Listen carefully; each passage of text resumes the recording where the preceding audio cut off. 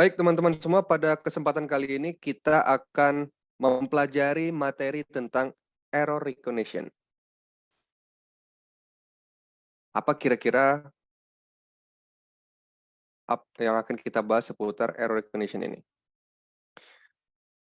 Jadi teman-teman, secara bahasa, makna daripada error recognition itu adalah bagaimana kemampuan teman-teman untuk mengidentifikasi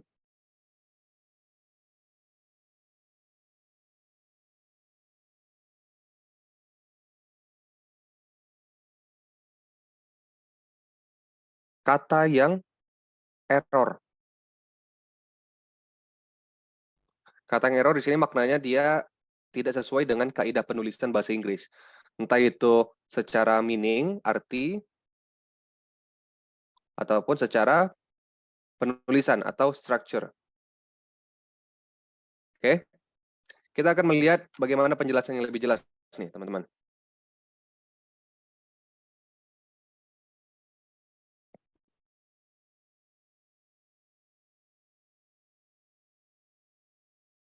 Oke, bisa dilihat teman-teman semua, pada error recognition, tugas teman-teman hanya satu, yaitu harus mencari kata yang salah. Sekali lagi, ditegaskan teman-teman, hanya mencari untuk pilihan jawaban yang salah. Jadi nanti teman-teman akan dihadapkan dengan kalimat, lalu kemudian ada beberapa kata di situ yang digarisbawahi. Nah, opsinya ada A, B, C, D. Tugas teman-teman melihat di antara A, B, C, dan D, yang salah itu yang mana? Yang tidak sesuai secara penulisan ataupun secara arti. Itu ya. Sehingga syarat teman-teman supaya bisa dengan gampang untuk menyelesaikan tipe soal ini, teman-teman harus menguasai grammar terlebih dahulu. Grammar-grammar dasar, misalnya seperti tenses, teman-teman sudah tahu formulanya bagaimana, entah itu simple present tense, past tense, future tense, ya.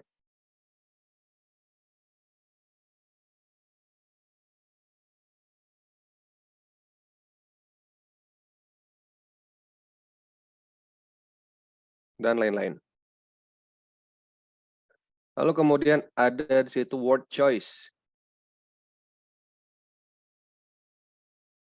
Teman-teman harus bisa memahami bagaimana teknik untuk penggunaan kata di bahasa Inggris. Word choice tipenya ada penggunaan kata make and do, ada other and another, dan lain-lain. Oke, ini baru sebagian kecil nih, teman-teman, daripada grammar. Ada juga di situ teman-teman harus bisa menguasai vocabulary. Bagaimana bentuk perubahan kata yang beraturan, yang tidak beraturan. Nah, itu harus teman-teman kuasai. Selanjutnya, tujuan daripada tes ini itu untuk menilai sejauh mana kemampuan teman-teman dalam mencari kesalahan pada sebuah kalimat. Kembali lagi ya pada poin intinya, bagaimana teman-teman bisa mengidentifikasi kesalahan dari suatu kalimat. Selain itu, selain juga untuk menguji pengetahuan grammar teman-teman, kan tadi syaratnya supaya teman-teman bisa mengidentifikasi error atau kesalahan dalam kalimat itu, teman-teman harus memiliki pengetahuan grammar. Selain itu, teman-teman juga dinilai bagaimana kecermatan teman-teman dalam membaca soal. Terkadang ada orang yang pengetahuan grammarnya bagus, tapi kalau mau membaca soal dia tergesa-gesa, dia nggak tenang, nggak cermat, sehingga tidak menemukan adanya kesalahan di situ. Ya, jadi saya tegaskan di sini ada dua aspek yang menjadi penilaian atau dua tips deh. Intinya pertama teman-teman kuasai grammar, lalu yang kedua baca dengan cermat. Oke, next. Tipe soal error recognition menurut saya lebih mudah daripada mengerjakan structure and written expression. Kenapa? Karena kita di sini hanya mencari-cari aja nih. Nah, jadi buat teman-teman yang sekiranya udah turun semangatnya nih, aduh, ternyata error recognition syaratnya harus menguasai grammar dulu. Jangan salah, malah enak teman-teman. Kenapa? Karena tugas kita hanya mencari-cari aja. Dengan pengetahuan yang kita ketahui, kita sudah disediakan kalimatnya, sudah disediakan kata yang salah. Tugas kita hanya mencari aja. Itu lebih mudah. Kenapa? Karena kita hanya mencari mana yang benar, mana yang salah. Sehingga kita tidak perlu tahu apa jawabannya benar atau walaupun itu saat tahu itu salah. Lalu, poin yang ingin saya tekankan, ingat teman-teman, bahasa itu intinya adalah tentang rasa, tentang feeling, ya.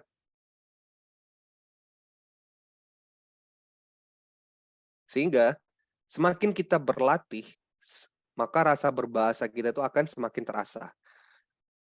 Jadi, semakin teman-teman sering membaca artikel bahasa Inggris, teman-teman menambah referensinya, membaca artikel bahasa Inggris,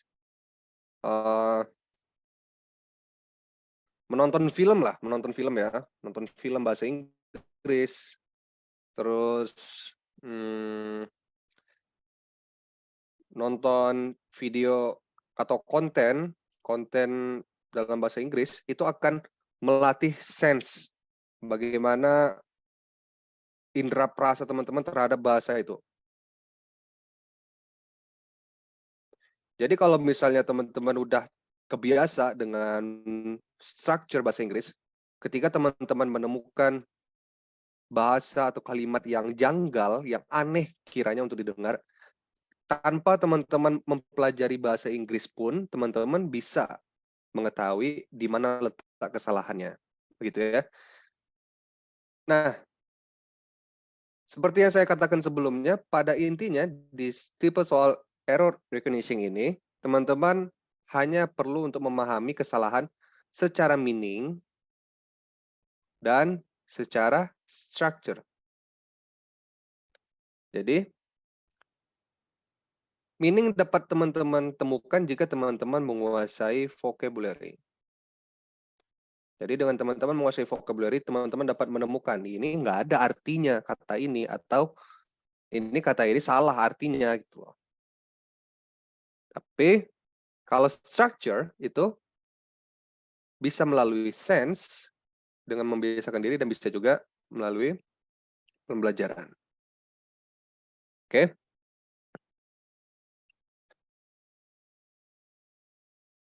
Oke, saya akan berikan tips bagaimana teman-teman untuk mengerjakan tipe soal error recognition.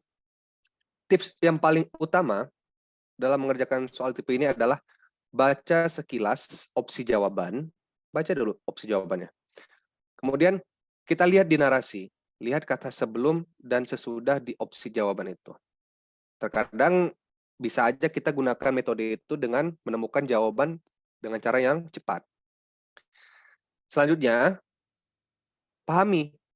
Kita harus berpedoman atau memegang apa yang tidak digarisbawahi sebagai pedoman. Kenapa?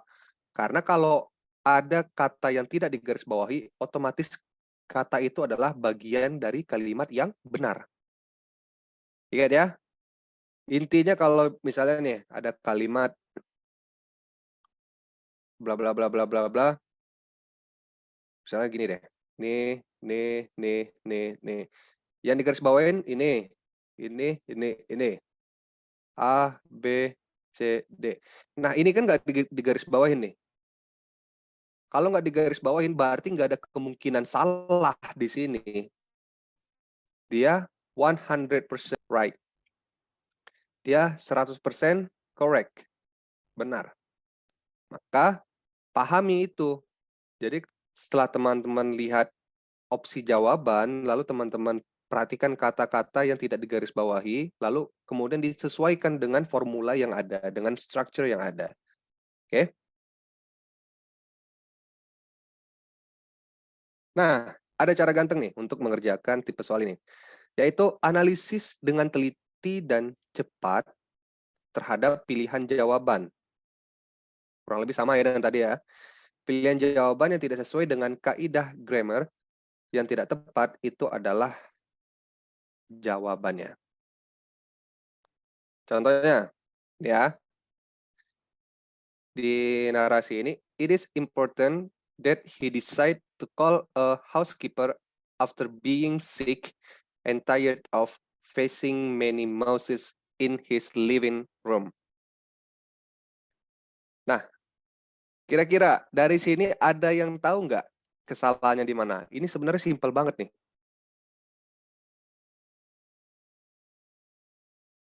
Mantep, Abdul. Keren, keren. Good, benar apa yang dibilang Abdul. Ya, Abdul, jawabannya itu adalah D. Kenapa? Karena kita lihat deh kalimat sebelumnya. Facing many mouses. Nah, dia sudah mengatakan kata many di sini. Kalau many tidak digarisbawahi, otomatis dia benar. Benar adanya ya. Benar bahwa tikusnya banyak. Jadi kita nggak bisa ngakalin nih. Kalau tikusnya itu cuma satu. Karena many itu tidak digarisbawahi. Kemudian, bentuk jamak dari mouses itu bukan mouses. No. Bentuk jamaknya itu adalah mice.